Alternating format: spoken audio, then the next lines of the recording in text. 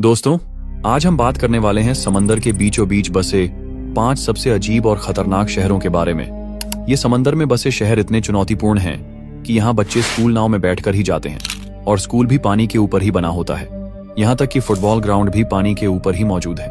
कुछ जगहों पर इतना कचरा भरा पानी है कि वहां पर चाहे कितना भी महंगा परफ्यूम ले जाओ, उसकी खुशबू भी हार मान जाएगी। भले ही ये जगहें पानी के ऊपर बसी हों, लेकिन यहाँ वह सब कुछ मिल सकता है जो आपके और हमारे शहर में मिलता है। होटल, बड़ी बड़ी दुकानें, बाजार, हर रोजमर्रा की चीज। और सबसे हैरान कर देने वाली बात यह है कि यहाँ फुटबॉल ग्राउंड भी पानी के ऊपर ही बनाया गया है। इन जगहों पर सिर्फ 2 ही बड़े टैलेंट मायने रखते हैं, एक मछली पकड़ने का और दूसरा नाव चलाने का। और इसके ऊपर हमेशा पानी के खतरनाक जानवर लोगों को डराते रहते हैं। तो दोस्तों, चलिए आज हम जानेंगे उन 5 जगहों के बारे में जो समंदर के बीचों बीच पानी में तैरती हुई बसी हैं। तो दोस्तों, वीडियो को शुरू करने से पहले चैनल को सब्सक्राइब जरूर करें, क्योंकि सब्सक्राइब बटन आपके लिए फ्री है, लेकिन उससे हमें बहुत मदद मिलती है। तो चलिए वीडियो को करते हैं start. Number 1, Santa Cruz del Islote, Colombia. समंदर के बीच कैरेबियन सागर में एक छोटा सा टापू है जिसका नाम है सांता क्रूज डेल इस्लोते। अगर आप सोच रहे हैं कि ये बस एक सामान्य द्वीप होगा, तो तैयार हो जाइए हैरान होने के लिए, क्योंकि ये दुनिया के सबसे भीड़ भाड़ वाले द्वीपों में से एक है। इस टापू का आकार सिर्फ 2.4 एकड़ यानी लगभग 2 फुटबॉल मैदान जितना, लेकिन इस छोटे से टुकड़े पर लगभग 1200 लोग रहते हैं। सोचिए, इतनी भीड़ में रहना कैसा होगा। यहाँ करीब 97 घर बने हुए हैं। घर इतने पास पास हैं कि छतें एक दूसरे से जुड़ी हुई लगती हैं। इतिहास की बात करें तो यहाँ लोग लगभग 150 साल पहले बसे थे। कहा जाता है कि पहले ये जगह सिर्फ मछुआरों का ठिकाना था। वे मछली पकड़ने आते और फिर वापस चले जाते। लेकिन समय के साथ लोगों ने यहाँ रहना शुरू कर दिया और तब से ये छोटा सा टुकड़ा इंसानी आबादी से भर गया। यहाँ जिंदगी आसान नहीं है। ना ताजे पानी का कोई स्रोत है, ना अस्पताल। पीने का पानी नावों से लाया जाता है। अगर कोई बीमार हो जाए तो उसे 2 घंटे दूर मेनलैंड ले जाना पड़ता है। बिजली सिर्फ कुछ घंटों के लिए जनरेटर से मिलती है। कचरा सीधा समुद्र में या द्वीप पर छोड़ दिया जाता है। नालियों का पानी समुद्र में बहता है और मच्छरों का आतंक हमेशा बना रहता है। फिर भी यहाँ लोग खुश हैं। क्यों? क्योंकि यह उनकी दुनिया है। समंदर के बीच बसा एक अलग सा संसार।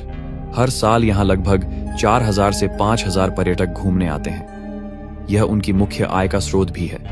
यहाँ के लोग मछली पकड़ना, पर्यटन से जुड़ी सेवाएं देना और छोटे छोटे व्यवसाय करके अपनी जिंदगी चलाते हैं। यहाँ के लोग आने वाले सैलानियों का दिल से स्वागत करते हैं। वे नावों के जरिए उन्हें यहाँ तक लाते और फिर वापस पहुंचाते हैं, जिसके बदले में उन्हें पैसे मिलते हैं। इसके अलावा कुछ लोग यहाँ छोटे मोटे काम जैसे बढ़ईगिरी, कारपेंट्री भी करते हैं ताकि अपना गुजारा कर सकें। यहाँ के लोगों के लिए ये जगह किसी स्वर्ग से कम नहीं है। तो फिर आप बताइए, क्या आप अपना मोबाइल फोन छोड़कर इस जगह पर एक दिन भी गुजार पाएंगे या नहीं? कमेंट में अपनी राय जरूर दें।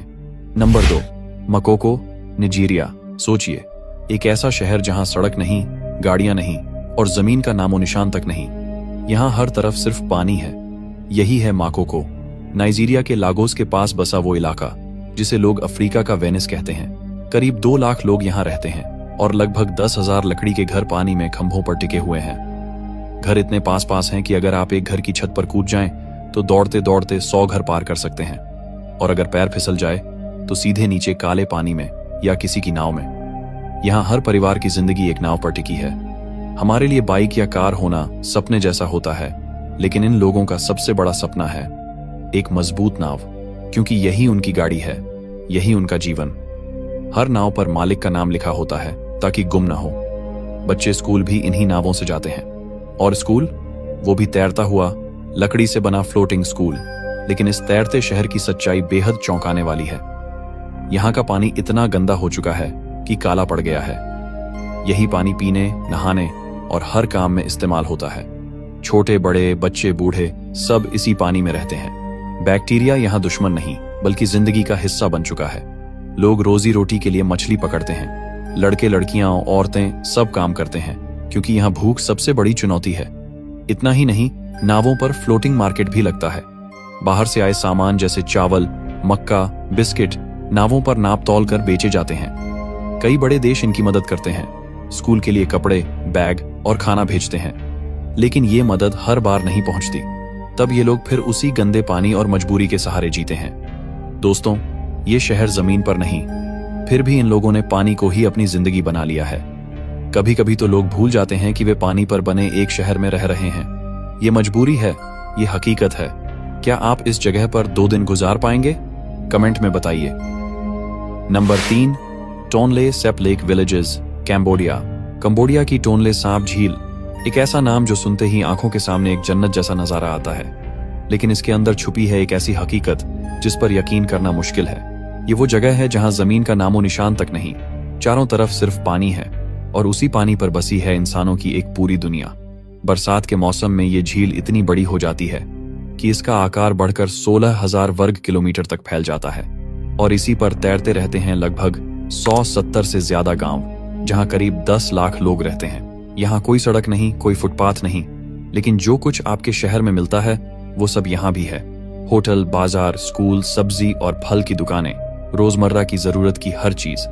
बस फर्क इतना है कि ये सारी चीजें पानी पर तैरती हैं। सुबह जब सूरज निकलता है तो बच्चे अपनी छोटी नावों में बैठकर स्कूल जाते हैं, और स्कूल वो भी पानी पर तैरता हुआ, लकड़ी और बांस से बना फ्लोटिंग स्कूल। क्लास शुरू होने से पहले ये बच्चे नाव पर खड़े होकर राष्ट्रगान गाते हैं। यहाँ 2 तरह की जिंदगी है।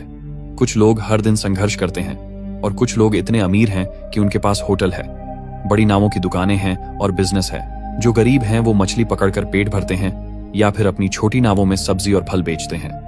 टूरिस्ट आते हैं तो ये लोग उन्हें झील की सैर कराते हैं और बदले में कुछ पैसे कमा लेते हैं। यहाँ की दुकानें भी अनोखी हैं, नाव पर तैरती दुकानें, जहाँ आपको सब्जी, फल, चावल, दाल से लेकर हर वो चीज मिलेगी जो हमारे शहर में मिलती है। फर्क बस इतना है कि यहाँ सड़क पर चलने वाला कोई सामान नहीं बिकता, क्योंकि सड़क ही नहीं है। यहाँ के लोग ईंट और सीमेंट नहीं खरीदते, वो मजबूत बांस खरीदते हैं ताकि 5 से 6 मीटर ऊंचाई पर अपना घर बना सकें, क्योंकि उन्हें पता है कि पानी का लेवल कभी भी बढ़ सकता है। और बच्चों का सपना क्या है? हमारे यहाँ बच्चों को साइकिल या बैट बॉल चाहिए, लेकिन यहाँ पिता अपने बच्चे को एक छोटी लकड़ी की नाव देता है ताकि वो मछली पकड़ना सीखे और घर का सहारा बन सके।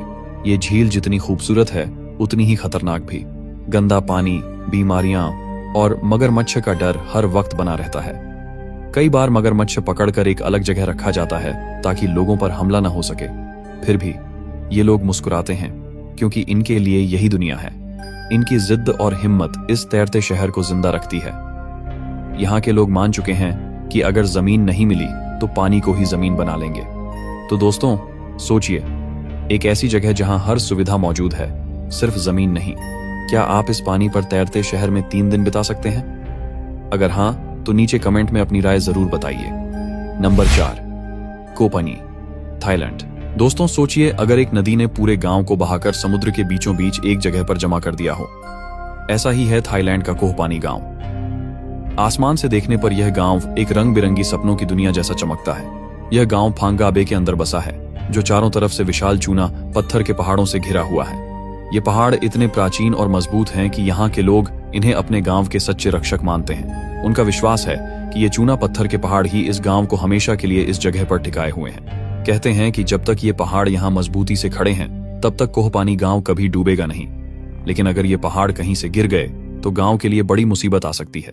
ये पहाड़ मानो गांव के लिए एक किले की तरह हैं, जो उसे प्राकृतिक खतरों से बचाते हैं। करीब 200 साल पहले इंडोनेशिया के मुस्लिम मछुआरों ने लकड़ी और बांस की मदद से इस पानी पर तैरते गांव की नींव रखी थी।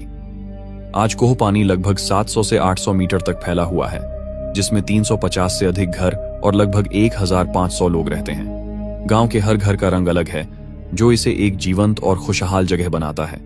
बीच में बनी सोने की तरह चमकती मस्जिद दूर से ही देखने पर जैसे गांव का दिल हो।